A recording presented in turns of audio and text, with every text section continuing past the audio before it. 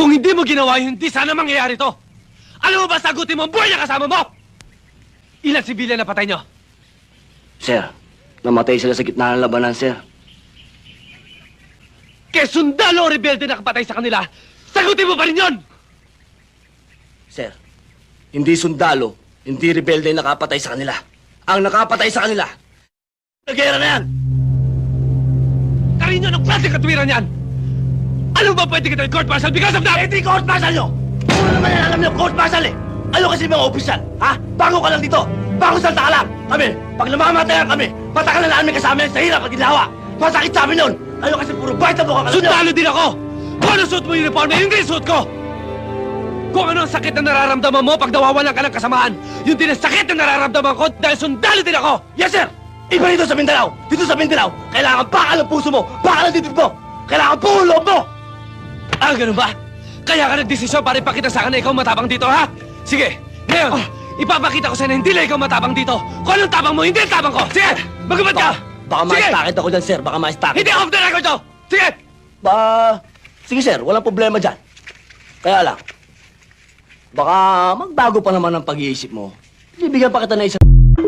1,000,000! Kapalit ang kalayaan ko. Huwag mo na akong gawing gago, Dolyente!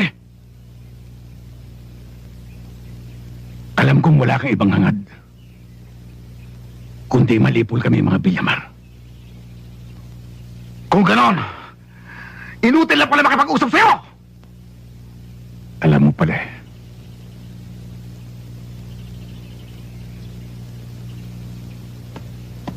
Saan ka pupunta? Lalabas ako sa lugar na ito para mapigilan mo ako. Barilin mo ako sa likod. Tulad ng ginawa mo sa aking kapatid. Umakbang ka pang muli. Malalaman mo.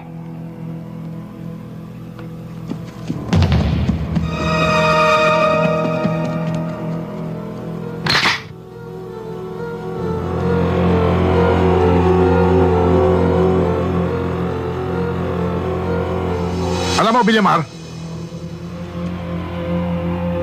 Villamar? Hindi importante sa akin kung dalaga ka o dala ka na. Kaya tayo nandito para magpahinga. Eh, paano nga ako matutulog? Iisa lang ang kama. Pambihira ka naman. Ilang kama ba ang gusto mo? Ang nipis-nipis ng katawan mo. Ang lapad-lapad ng kama. Diyan ka matulog. Dito ako mahiga. Saka kung gusto kitang rapin, kagabi pa kita ni-rape. Hindi ako manyak. Kung wala kang tiwala sa akin, bukas ang kwarto, hanapin mo yung Cesar mo at magtabi kayo matulog. Sabi ng mga mata mo, ang ganda ko. Mali. Ang sinasabi ng mata ko, ang pangit. Ang pangit ng mundo ko kung wala ka.